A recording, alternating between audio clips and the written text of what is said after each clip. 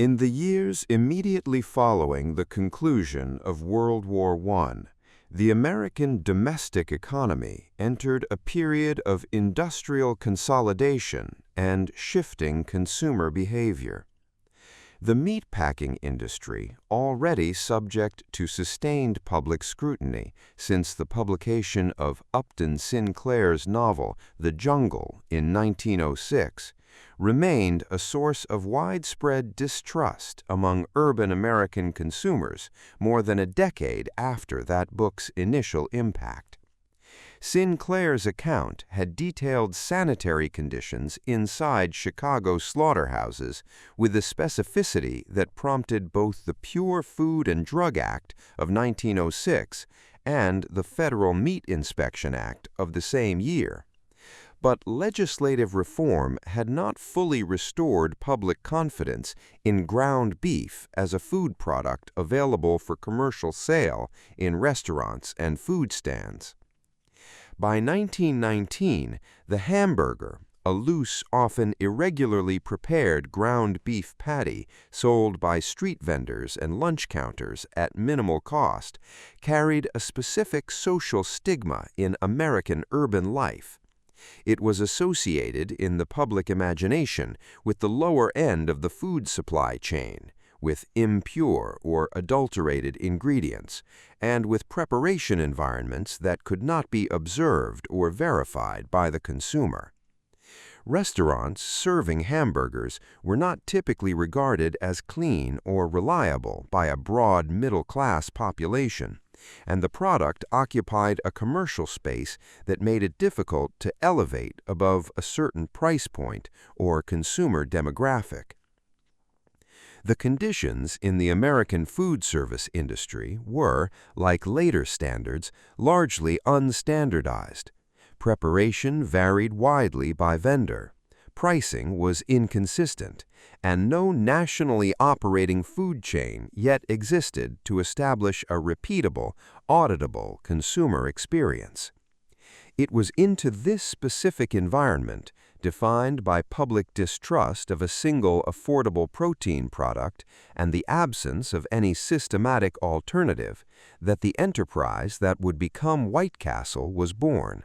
not as the product of a single formal business plan, but as an attempt by two individuals with complementary skills to solve a problem of consumer confidence that the industry had not yet addressed through institutional means. Walter Anderson was a cook who had been operating small food stands in Wichita, Kansas, since approximately 1916, when he converted a streetcar into a functioning short-order diner and began selling hamburgers at low cost to working-class customers in the city.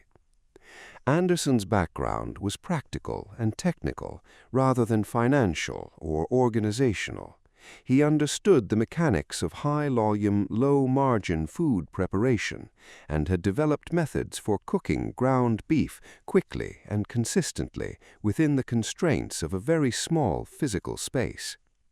By the early 1920s, he had extended his operation to several locations in the Wichita area, building a local customer base but lacking the capital and administrative infrastructure to systematize what he had built or to protect it against competition.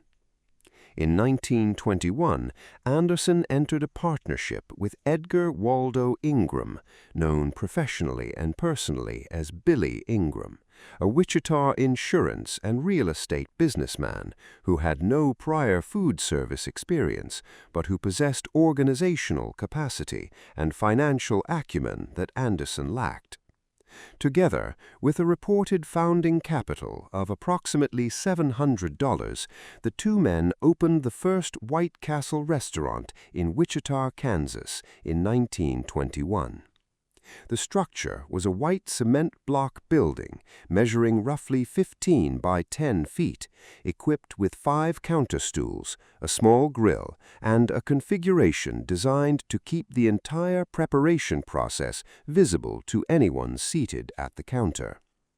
The name was chosen deliberately. White was selected to communicate cleanliness and food safety to a public conditioned by a decade and a half of negative coverage of the meatpacking industry,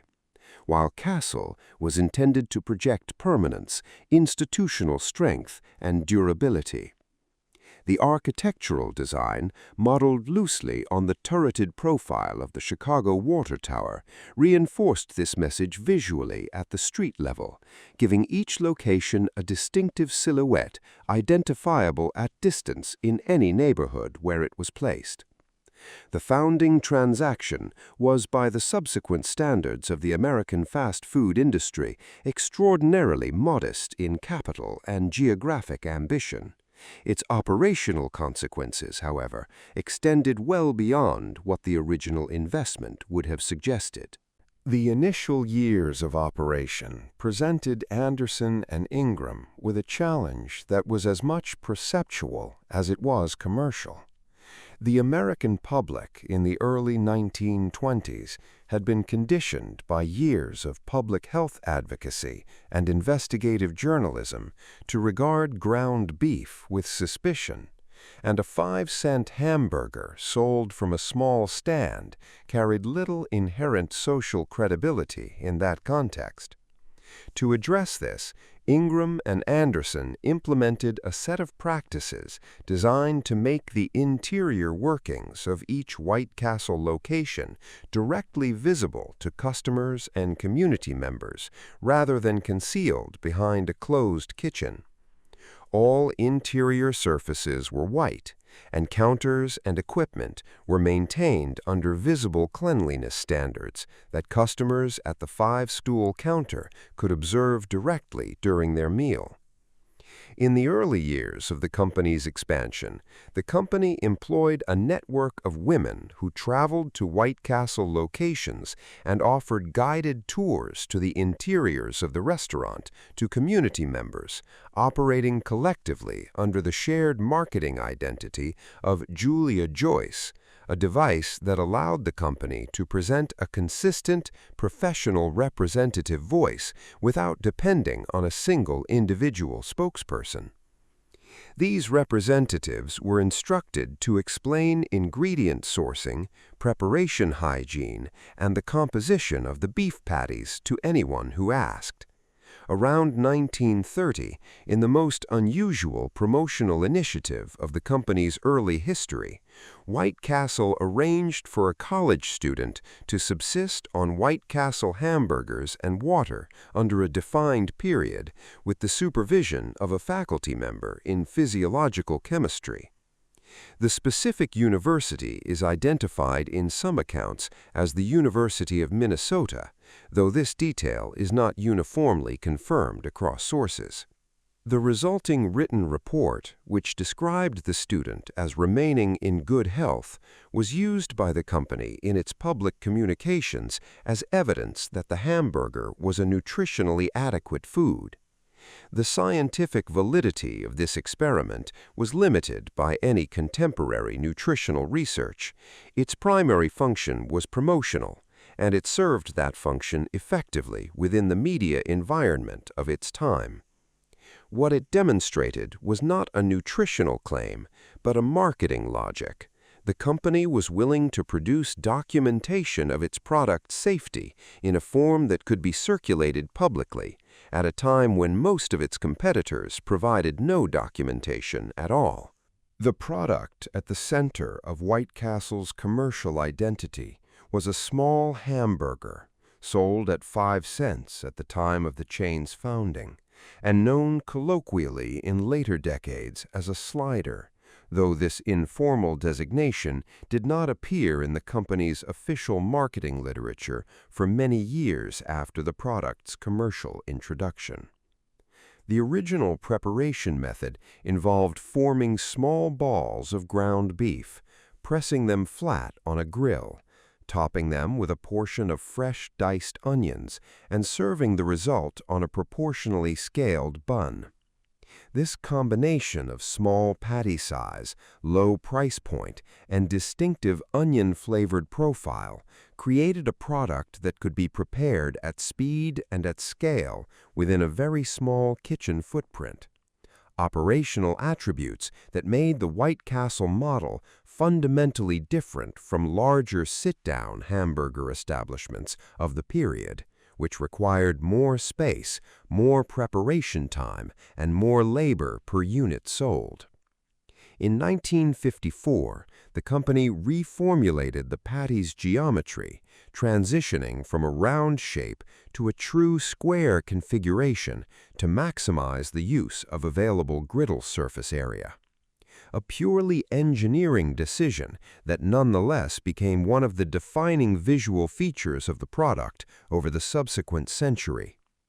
At the same time, the company introduced a pattern of 5 small holes punched through each patty, a modification that increased the surface area of the meat in contact with direct heat, without requiring the patty to be physically flipped during cooking,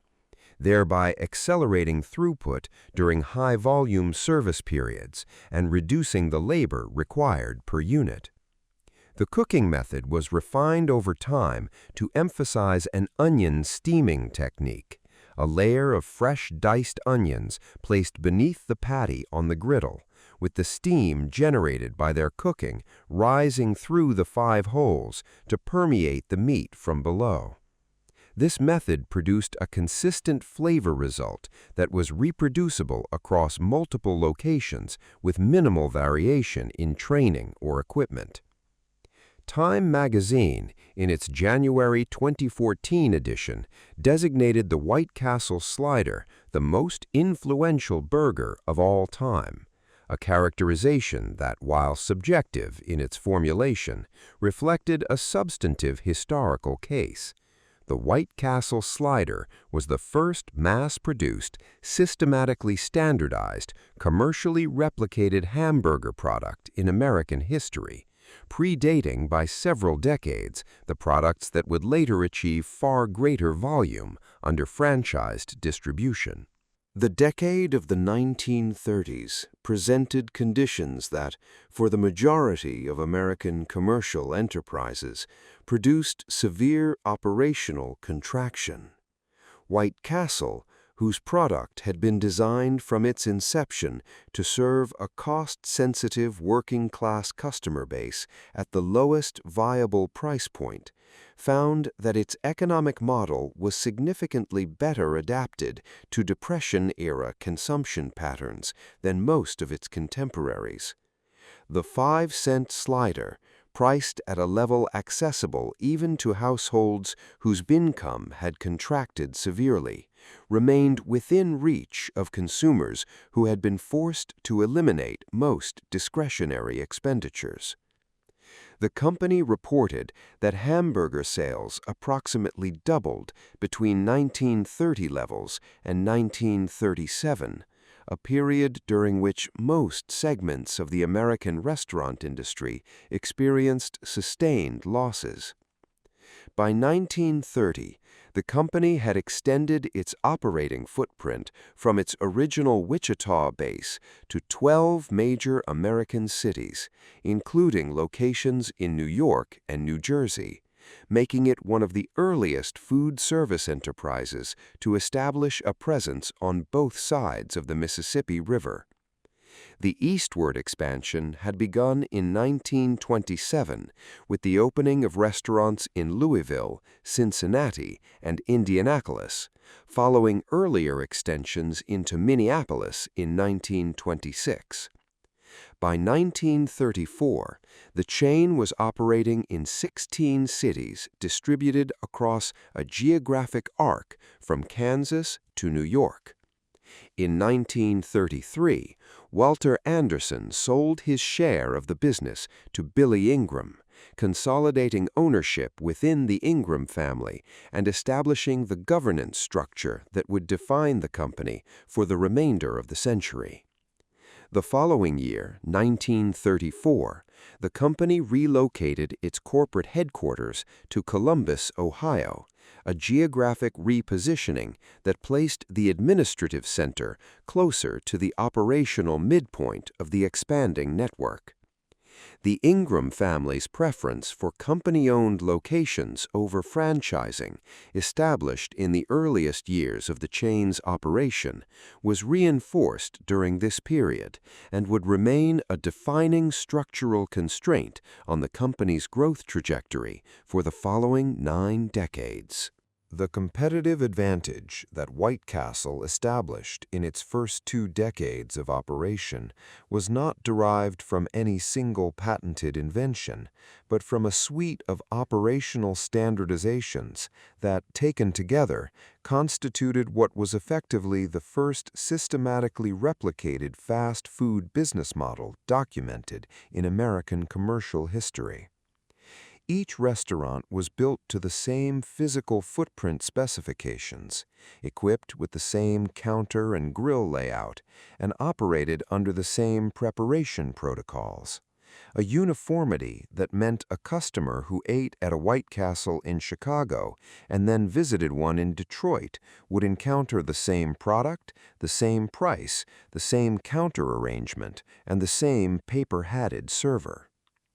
Ingredient sourcing was centralized rather than delegated to individual operators, which meant the composition of the beef patty could be audited against a consistent standard rather than varying by local supply or operator preference. Pricing was uniform across locations, a practice that was not common in the American restaurant industry of the early 1920s, where individual proprietors typically set prices according to their own cost structure and competitive environment.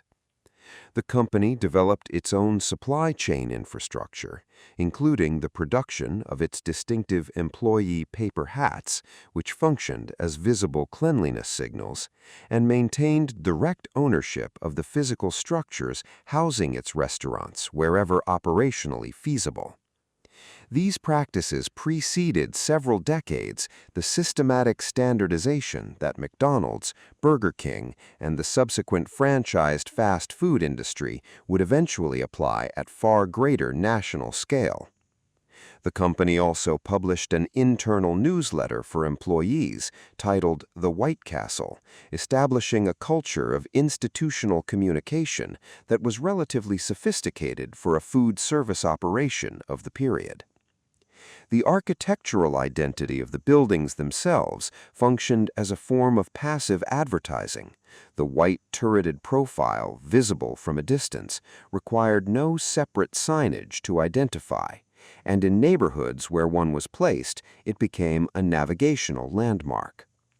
The combination of standardized product, standardized environment, and centralized supply and operational control was the demonstrable template on which the broader American fast food industry later constructed its methods. By the time the United States entered World War II in December 1941, WhiteCastle had achieved a level of operational maturity and geographic penetration across the industrial Midwest and the Northeast urban corridor that made it a recurring fixture of the everyday American commercial landscape in the cities where it operated. The white turreted buildings were recognizable elements of the streetscape in Chicago, Columbus, Detroit, St. Louis, New York, and a range of other major American cities whose populations included the concentrated working class and industrial worker demographics that had been the company's primary customer base since 1921. The company had by this point operated for 2 full decades without encountering meaningful competition from any nationally organized hamburger chain. McDonald's did not open its first franchised location until 1953, and Burger King was not founded until the same year. This 2-decade window of operating in an essentially uncontested position in the standardized hamburger category represented the period of WhiteCastle's greatest relative market dominance, even if the chain was not the largest restaurant enterprise by any measure of total unit count. The company's geographic concentration in the Midwest and Northeast reflected the expansion choices made during the 1920s and 1930s, when growth moved along industrial rail corridors populated by factory workers, shift laborers, and the residents of densely constructed urban neighborhoods who could reach a WhiteCastle counter on foot. This physical proximity to the American working-class industrial class was not incidental to the company's identity. It was the foundational operating premise of the business model, and it shaped both the company's culture and its competitive positioning through the post-war decades in ways that would distinguish it from the automobile-oriented suburban fast food chains that emerged beginning in the early 1950s.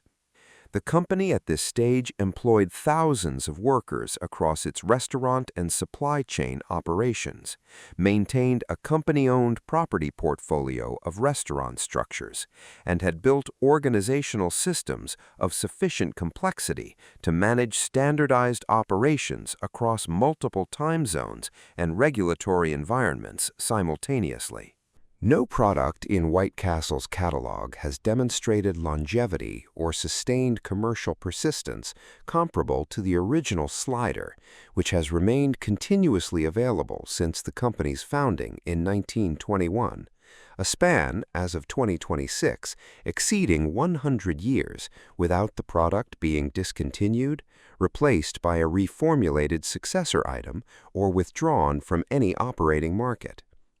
The specific modifications of 1954, the square patty geometry and the 5-hole configuration, altered the slider's physical form and cooking mechanics while preserving its essential commercial identity, a small beef hamburger with diced onions served on a small bun at a price point significantly below the American fast food average.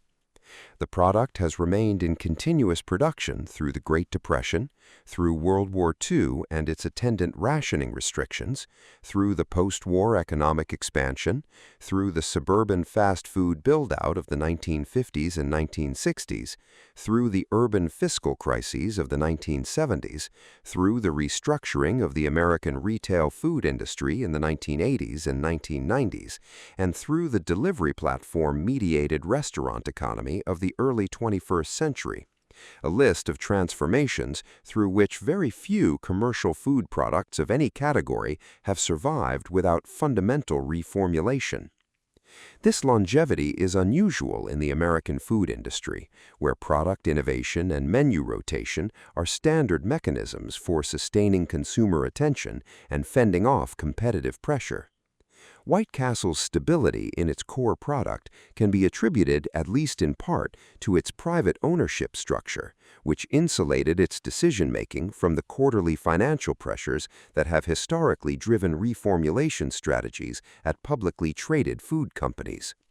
The slider's persistence has also accumulated over decades a set of cultural associations, working-class nostalgia, late-night consumption, urban regularity, that have become inseparable from the product itself and reinforce consumer loyalty in the markets where the restaurant operates. The operational impact of American entry into World War II on WhiteCastle's business was significant and direct. The Federal Office of Price Administration, established in 1941 under the Emergency Price Control Act, imposed rationing restrictions on a broad category of food commodities, including beef, the primary and effectively sole ingredient of WhiteCastle's menu. Restaurants received a somewhat larger allocation of ration coupons than individual households, but were nonetheless required to document the number of meals served and the prices charged in filings submitted to local war price and rationing boards, and to reduce their beef consumption relative to pre-war operational norms. For WhiteCastle, which had built its entire commercial infrastructure around a single beef product, this constraint was operationally acute. The company's documented response was to diversify its menu for the duration of the conflict, adding fried egg sandwiches served during overnight hours at locations maintaining 24-hour operation, and other non-beef food items to sustain revenue in periods when the beef ration allocation for a given location had been exhausted for the billing period. The wartime period also compressed the available civilian labor pool as millions of working-age Americans entered military service, requiring WhiteCastle and comparable service sector businesses to adjust workforce composition accordingly. The menu adaptation was framed internally and publicly as a temporary measure, and once federal rationing programs were lifted in the post-war period, the company returned its menu focus to the hamburger slider. WhiteCastle survived the wartime operational period without closing locations or withdrawing from operating markets, a material outcome given the severity of the commodity and labor constraints the company faced during that period,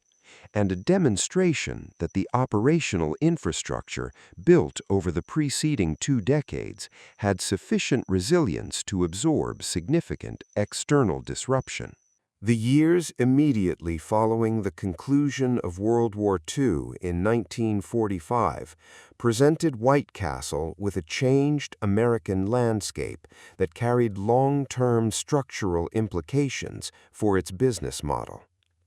Federal rationing programs were lifted, beef returned to commercial markets without restriction, and the company restored its menu to its pre-war configuration.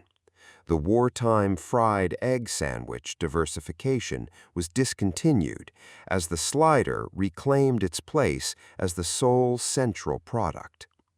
The post-war economic expansion generated rapid growth in American household income, particularly in the industrial Midwest where WhiteCastle's restaurants were most densely concentrated. And the company's existing urban customer base, factory workers, night shift laborers, residents within walking distance to its downtown and neighborhood locations, continued to patronize its counters with the frequency established in earlier decades. However, the same post-war economic expansion was simultaneously producing a structural reordering of American residential geography. The federally subsidized construction of suburban housing developments, accelerating through the late 1940s and reaching maximum velocity following the Federal Aid Act of 1956, was redistributing American households from dense urban neighborhoods to lower-density suburban areas, organized around the private automobile rather than the sidewalk and the streetcar line. This demographic redistribution carried direct consequences for the food service industry. The family arriving by automobile at a roadside location between suburb and commercial district represented a fundamentally different commercial encounter than the factory worker walking to a counter stool at the end of a night shift. WhiteCastle's existing restaurant portfolio was designed and sited for the latter. The emerging suburban consumer market, with its car-oriented access patterns and its preference for drive-through or parking lot-adjacent service formats, was a territory that the company's existing physical infrastructure was not equipped to serve efficiently. It was against this demographic and geographic backdrop that the franchised fast food model, optimized for suburban sites and high-throughput family service, found its most effective American commercial expression in the years that followed. The decade of the 1950s presented WhiteCastle with the most consequential strategic decision in its corporate history: whether to adopt the franchised expansion model that competitors were employing to achieve rapid national scale, or to maintain its existing structure of entirely company-owned and company-operated locations. McDonald's, reorganized under Ray Kroc beginning in 1954, pursued franchising with a systematic intensity that allowed it to expand from a handful of locations to hundreds and eventually tens of thousands within 2 decades. Burger King, founded in Miami in 1953, followed a comparable trajectory.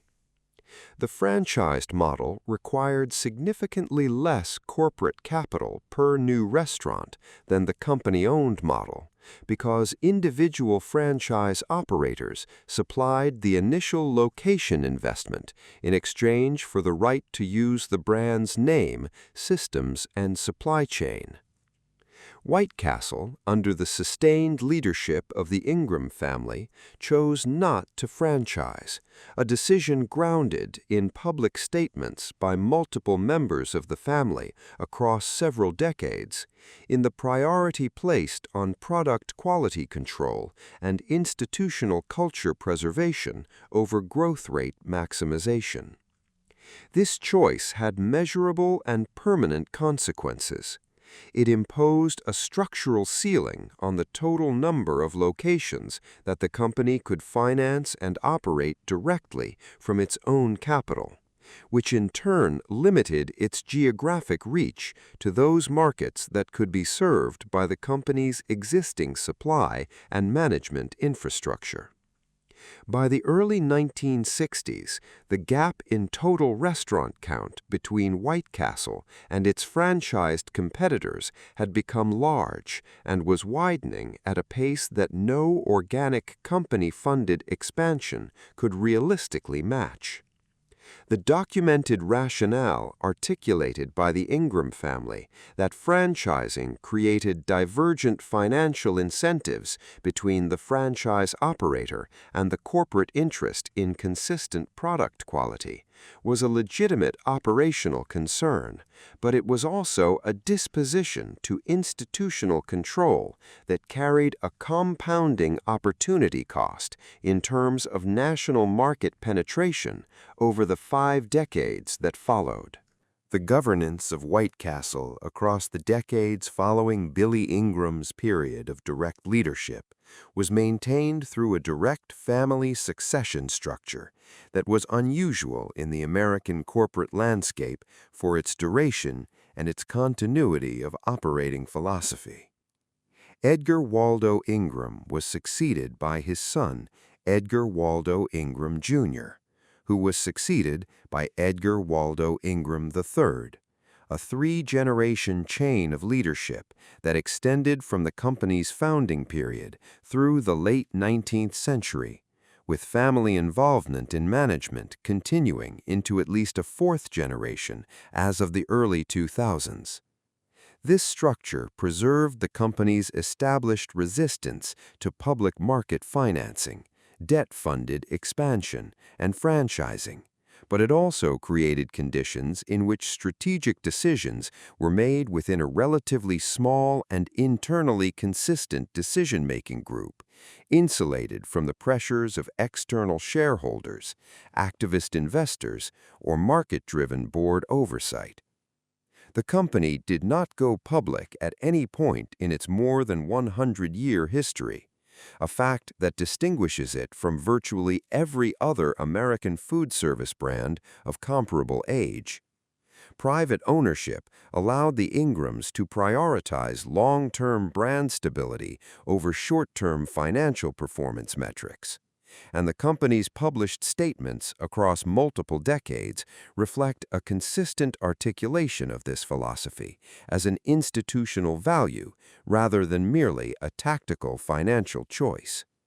The practical trade-off was that the company's capital base remained internally generated, which constrained expansion to rates sustainable from operating cash flows alone, a constraint not experienced by publicly traded competitors, each of which used equity markets and franchisee capital to fund expansion into thousands of locations across decades of growth.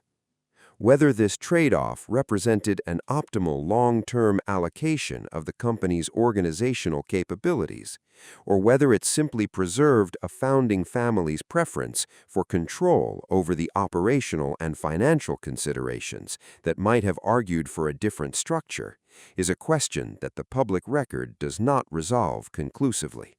As the American fast food industry expanded dramatically through the 1960s and 1970s, WhiteCastle's geographic footprint did not accelerate proportionally to match the pace of its competitors' national build-outs.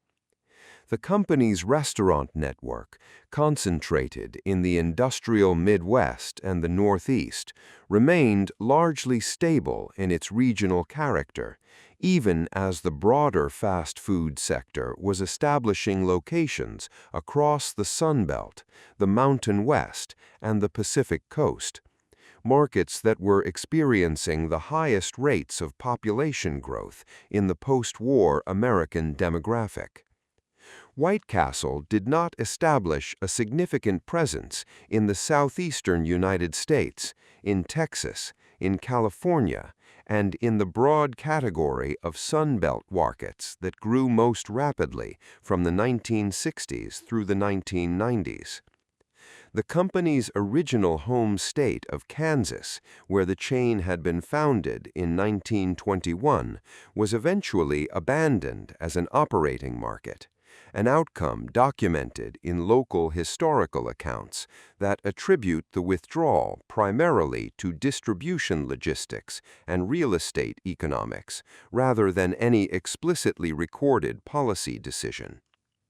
This geographic self-limitation meant that WhiteCastle's customer base, however loyal and however frequently visiting, was numerically bounded by the population of the markets where the company had chosen to operate in its first 3 decades. The chain's recognition among Americans who had never lived in the Midwest or Northeast was primarily a cultural phenomenon maintained by media references rather than a product of direct market presence.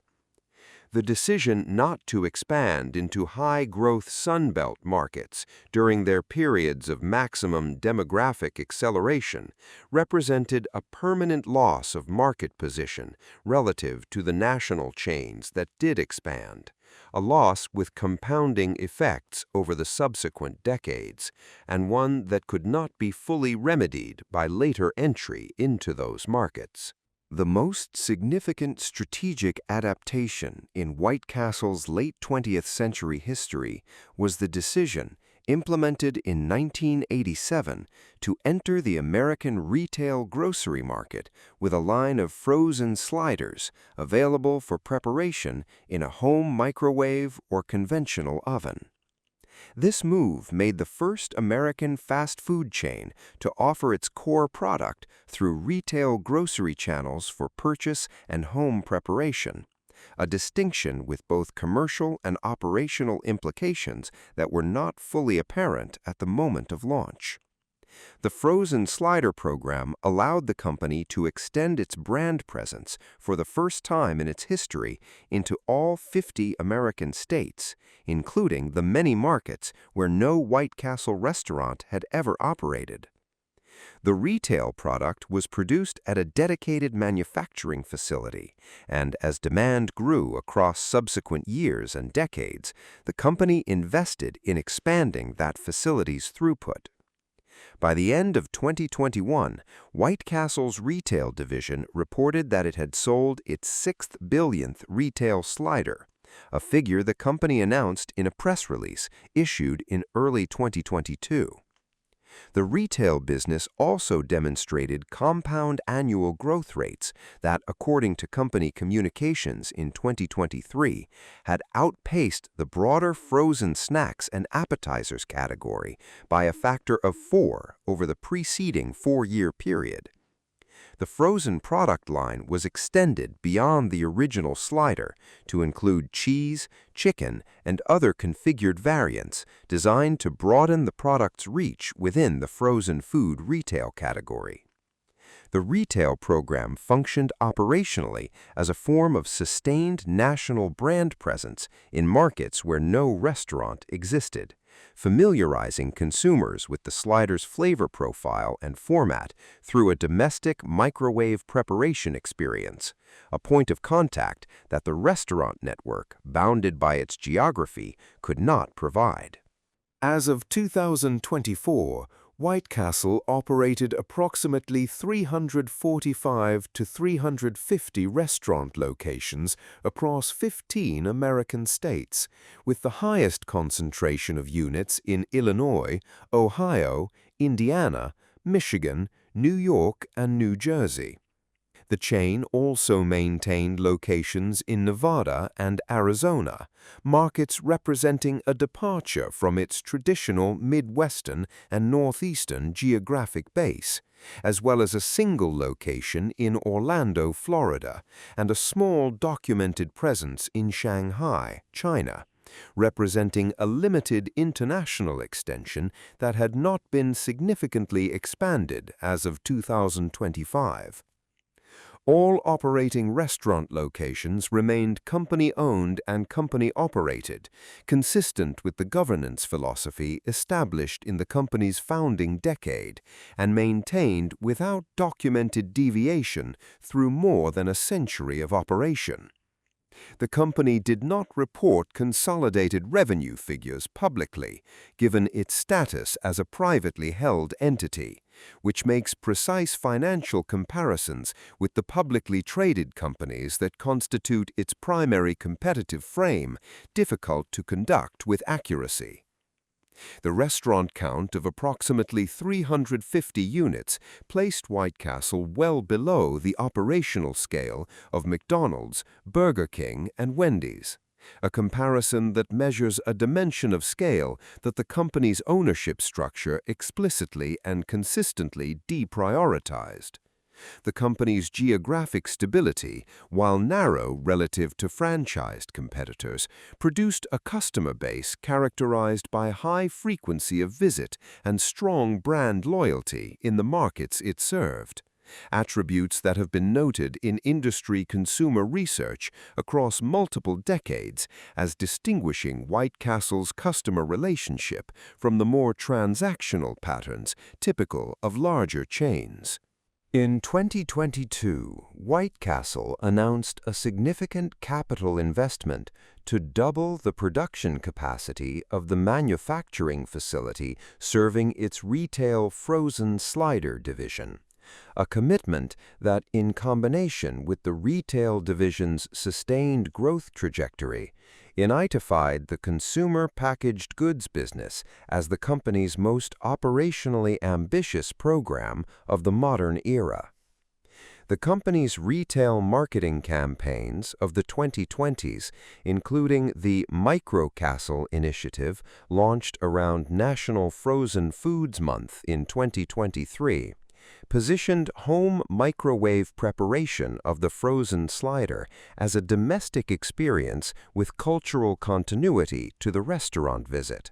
an effort to translate the late-night urban slider encounter into a format accessible to suburban households with no restaurant nearby. The retail product line's distribution, which encompassed grocery chains, convenience stores, drugstores, club stores, mass merchandise retailers, military commissary outlets, and food service channels, gave WhiteCastle's brand presence across a distribution network substantially wider in geographic coverage than the restaurant segment.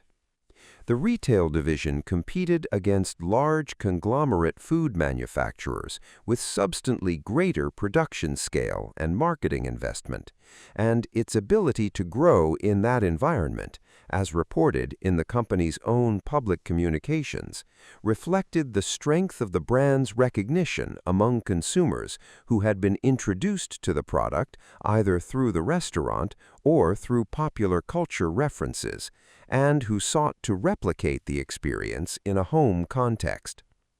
The company's 2025 announcement of its first planned Texas restaurant location, scheduled to open in 2026 in the Dallas suburb of The Colony, indicated a measured acceleration in restaurant geographic expansion alongside the retail program. Though a single location in a metropolitan area of several million residents represented an incremental step rather than a systematic new market entry. WhiteCastle's engagement with American popular culture across the second half of the 20th century and into the 21st was disproportionate to its restaurant count, accumulating through references in music, film, and the documented behavior of urban late-night consumers across the Midwest and Northeast. The chain's status as one of the earliest fast food enterprises to maintain 24-hour operations made it a fixture of American nocturnal commerce in the cities where it operated, serving a clientele that included factory workers completing overnight shifts, college students, urban residents returning from late-night events, and individuals for whom a WhiteCastle counter at 2 or 3 in the morning represented the most reliable available food option. The Beastie Boys, a hip-hop group from New York City, referenced WhiteCastle across multiple tracks on their 1986 debut album, Licensed to Ill, an album that sold in excess of 9 million copies in the United States, and returned to the reference in their 1989 follow-up, Paul's Boutique. These references exposed the WhiteCastle brand to millions of American consumers in geographic markets where no restaurant operated, constructing an aspirational familiarity with a product that many listeners could not directly access. In 2004, New Line Cinema released the feature film Harold and Kumar Go to WhiteCastle, a comedy narrative structured around 2 young men sustained effort to reach a WhiteCastle restaurant to satisfy a late-night craving. The film performed modestly in its initial theatrical run before achieving durable cultural circulation through home video and cable broadcast over subsequent years, becoming a reference point for the brand that remained in active cultural use 2 decades after its release. WhiteCastle's 24-hour operational model was not universal at all of its locations and periods of operation, but the association between the chain and late-night accessibility had been established by the mid-20th century and persisted through subsequent decades as a defining element of the brand's public identity. As of 2026, several questions about WhiteCastle's operational trajectory remained without definitive public resolution. The company's geographic expansion posture, historically constrained by its refusal to franchise and its reliance on internally generated capital for new restaurant development, showed signs of modest acceleration in the mid-2020s with the announcement of a first Texas location and continued retail growth into previously unserved consumer markets. Whether this acceleration represented the beginning of a sustained new market expansion program or series of selective incremental tests was not established by available public statements from the company. The question of succession in the company's family governance structure, which had now extended through at least 4 generations of Ingram family involvement in management, was not addressed in any publicly available corporate communication, which left the long-term continuity of the family ownership model undocumented for external observers. The retail consumer packaged goods market, in which the frozen slider division competed, was subject to significant ongoing disruption from private label manufacturers and from structural changes in American food purchasing behavior associated with the growth of e-commerce and delivery channels, dynamics that imposed pressure on the pricing and shelf positioning of branded frozen food products across the category. The company's absence from the southeastern United States, from most of the Mountain West, and from California, markets representing a substantial portion of the American consumer base, meant that the brand's restaurant footprint had not participated in the demographic growth of those regions over the preceding 50 decades, and the degree to which late entry through retail distribution and selective new restaurant openings could compensate for that accumulated absence remained an open question without a documented answer. WhiteCastle's relationship with the American public interest across its century of operation presents a record that contains both affirmative and complex dimensions, without reducing cleanly to either.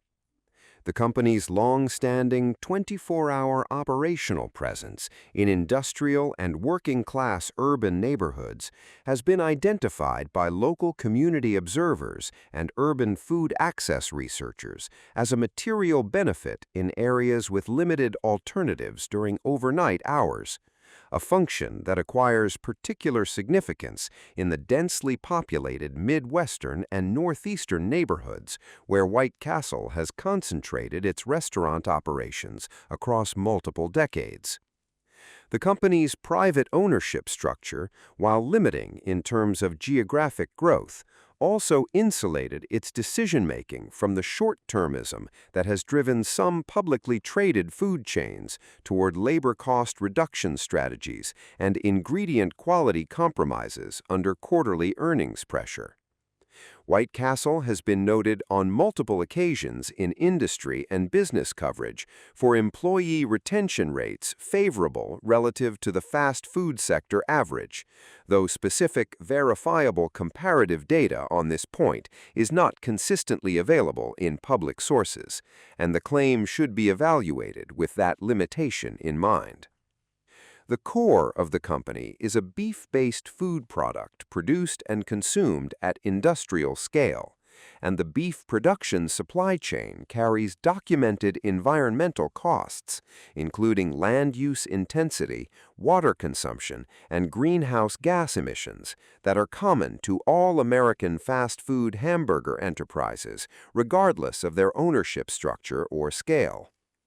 WhiteCastle has not been a prominent public participant in discussions about sustainable sourcing practices to the extent that some larger chains have been, and it has also not been the subject of major environmental regulatory violations in the public record reviewed for this account. The company's 1920s-era initiative to rehabilitate the public perception of ground beef through transparent kitchen design, marketing documentation, and the unusual university diet study was a commercial intervention that served the American beef industry's interests alongside its own, a dimension of the founding-era strategy that is worth noting as part of the company's full institutional record. In 2026, a WhiteCastle restaurant, still white, still carrying the turreted architecture chosen in 1921 to communicate cleanliness and permanence, serves a version of the same product that Walter Anderson pressed on a converted streetcar grill in Wichita, Kansas, more than 100 years ago. A small, square, 5-hole patty, onion-steamed, placed on a proportionally sized bun. The physical structures stand in the neighborhoods of Chicago, Columbus, Detroit, New York, and dozens of other American cities, functioning as recurring fixtures in the urban landscape for customers who encounter them before and after factory shifts, during overnight hours when competing options are limited, and in the course of daily routines that have, for some families, incorporated WhiteCastle across multiple generations of use. The frozen product, distributed to retail channels in all 50 states, reaches American households in every geographic region, including the vast majority where no restaurant has ever stood, extending the brand's functional reach into a national consumer market that its restaurant network was never structured to serve. The company remains entirely family-owned after 100 years of operation, an unbroken line of Ingram family stewardship that outlasted the original operating partners of nearly every American commercial enterprise founded in 1921. The cultural sediment has accumulated without diminishing. The Beastie Boys recordings are in active circulation. The 2004 film continues to be streamed and referenced, and the late-night slider retains a place in American urban vernacular that the proliferation of delivery applications and the extension of competing restaurant hours have not displaced. What WhiteCastle built in the first years of its operation was not only a restaurant chain, but a documented business architecture, the systematic standardization of product preparation, physical space, pricing, and customer experience. The chains that followed did not always acknowledge that precedence, and the company that established it did not grow to the scale of those that followed. Both of these facts are part of the record, and they coexist without resolving into a simpler conclusion than the evidence supports.